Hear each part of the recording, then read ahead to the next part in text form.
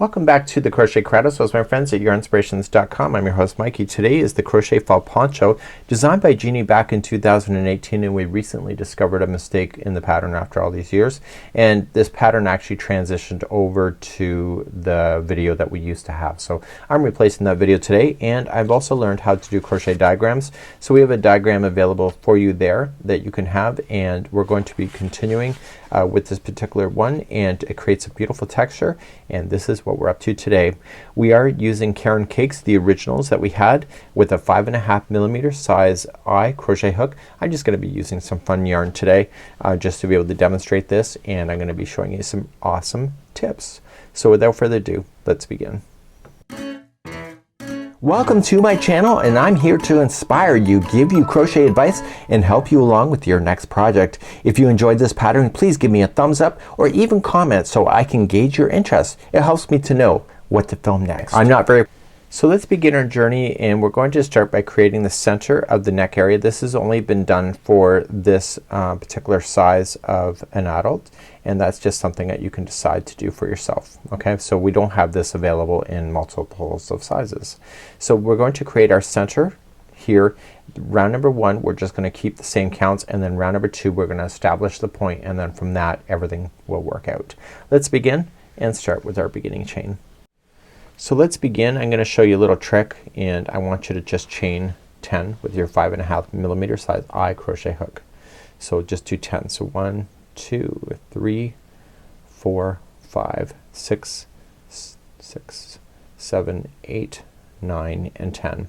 Once you have your 10, I want you to pull the hook out, and I want you to go to the first chain and make sure that the chain is not twisted in any weird way. Put it back on, and just ignore then this here at the back. So continue along. So 11, 12, 13, 14, 15, 16, 17, 18, 19, and 20. Go all the way to 96 and meet me back here, and your chain will not be twisted if you do it this way. I'll be right back at the end of 96. Once you have your 96 on here, I want you to yarn over and pull through and through, and that will conclude this, and your chain should not be twisted if you did it this way. So now I need you to start, and we're gonna do round number 1. So round number 1 we're just gonna trace this around to thicken up this section, but we're not gonna worry about the points yet. Right where you're sitting you need to chain up 1, and right where it's attached just get the back loop only of where it's attached and that is going to be your first one. The first one is always hard to find, but as soon as you get the first one, the rest of the chain will stay turned upside down, and I want you to single crochet yourself all the way around on the back hump of this chain, and you will have a really nice edge when you're done. I want you to verify that you have only 96 on here single crochets when you get back around, and then I'll show you how to join those, and then we're gonna continue to round number 2 next. So I'm just finishing counting those single crochets to make sure that I have 96, and I do. So before I join it, when I came all the way around here, I want to make sure that when I pull on it there's no twisting going on. See that there's a twist right on the back side right here?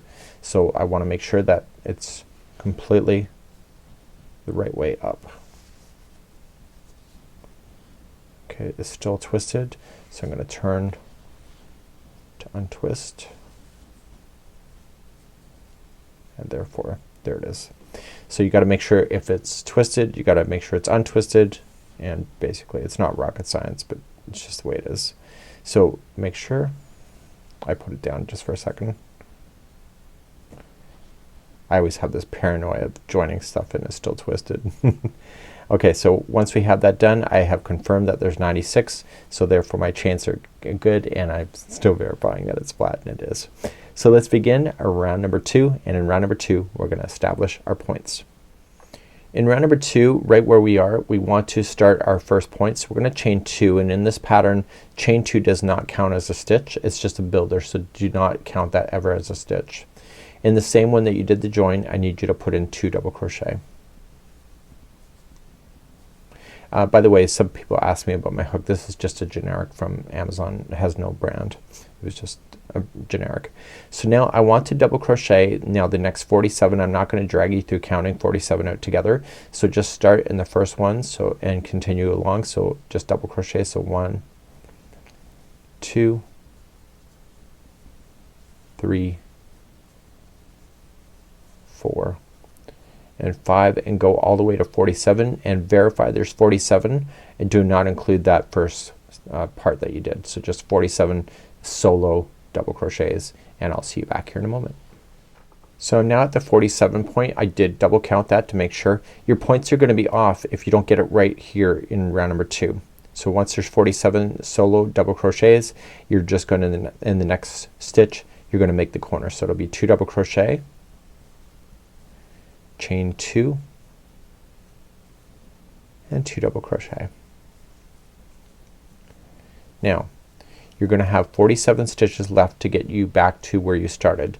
So I would probably count those when you get back onto the other side to make sure there is 47 and I'll show you some tricks when we get there. So just start with the next one and just double crochet yourself back around. You should be right, but I'll tell you some tips just in case you're not. I'll be right back. When you get it back around on number 2, then what you're going to do then once you're ready is see this, that's where you're gonna go. So you're gonna apply 2 double crochet in there, 1 and 2, and then you are going to put a chain 2 and slip stitch to the top of the first double crochet. The chain 2 just ignore. So it's the top there and that's where you're going to begin your next part. So let's start then round number 3. In round number 3 we're just going to chain 2. It will not count as anything and in the same space that you have here just apply 2 double crochet in there and that will get you started. When you start this round the chain 2 that you see here don't include it as anything because it's not, and just start with your 2 double crochets here and just apply 1 double crochet in each of the stitches all the way to the next point and I will meet you at that point in just a moment. So I'm crocheting until I get to the point and then in the point will always be the same unless I tell you otherwise. It's 2 double crochet, chain 2 and 2 double crochet. Now I want you to continue along. We're on the front of the poncho at the moment starting in the very first double crochet here and we're gonna continue to double crochet until we get to the other side in just a moment. So I'm gonna show you a tip in just a few seconds from now and if you prefer that the corner is different with the half double crochet join you can do that. This is an older pattern and we've learned a lot of skills since 2018. It's now 2022. 4 years have passed and so I would probably recommend changing the corner to something different if you wish, but I will just follow the pattern. So here on the once you have the final point it's 2 double crochet and chain 2 and then join it to the first double crochet. Ignore the chain 2. So that's one way that you could do it and it'll probably be okay. But what you can do if you prefer, once you get the last double crochet in, you can do what is called as a half double crochet join and it will put you more into the center of the corner. So you just yarn over, go to the first double crochet on the top and then pull through and you can see that the ending is right in the point. You decide what you would like to do and this is the end of round number 3. Let's begin number 4. To start number 4 is the texture round that you'll see in the model. Jeannie is actually the model today. So you're gonna begin to chain 2. No matter even if you did the chain 2 and slip stitched, you're still gonna chain 2 and then in the corner you will apply 2 double crochet. So that chain 2 does not exist, it's just a builder. So starting in the first double crochet ignore the chain 2 and what you're going to do is a front post double crochet. So wrap the hook and just pull the post forward, yarn over and pull through 2 and 2 and that pulls that stitch forward to give you texture. The next one is in the regular stitch, that's a double crochet, and the next one is a front post double crochet and you're gonna alternate between the 2 stitches until you get to the next point. You should know that the stitch right before the point is a front post double crochet and if it's not that means that something is wrong. And that doesn't mean that you email me and say something's wrong. It means that you gotta look back at your work and maybe that it's possible that you skipped a stitch or that you put 2 double crochets in a row without doing a front post. You have to really examine your work because we know that the counts work. So you're gonna do that, and I will see you at the first point in just a moment. So I'm coming to the first point, and the last stitch before the point is a front post double crochet. So my counts are right, and then in the point it will be 2 double crochet, chain 2 and 2 double crochet. So when you start the other side, the first one out, there's no chain 2 to worry about because it's the front of the poncho. So you start immediately with the front post double crochet and then a double in the next, and keep alternating until you get back to the other side. The last stitch before the last point should be a front post double crochet if your stitch counts are right. Okay, so coming all the way back around, and I'm just following the pattern as I see it, and the last stitch is a front post double crochet. So my counts are right. So coming into the very final corner is going to be 2 double crochet, and you could decide what you want it to do. Chain 2 and slip stitch to the top of the first half, or sorry, to the first double crochet, or do a half double crochet join, which I prefer actually, but I've learned that over the years. So let's talk about the repeat now, because you know the steps, and let's talk about how you're gonna get yourself to approximately around 34, and here's what you're looking for. So each round, if you're looking at the pattern, has increased by 8 stitches. So we went from 96 stitches there in round number 1, and then we increased by 8, so that gives us 104. We then did another 8, so it's 112. So you do not need to email me on what is the row count at a certain amount. You can count the number of rows that you have, and then just keep adding 8 every time you count an additional row. So that's just something that you can do. The repeat on this is rounds number 3 and 4, but listen very carefully. You were going to do round 3 twice, then round 4. Round 3 twice, and then round 4. So there's actually technically 3 rounds that make up a repeat. So 3 3 4, 3 3 4. So Jeannie wanted to spread out the textures so that you had more of an opportunity to sit and watch TV, doing your double crochets and then throwing in the texture every third round.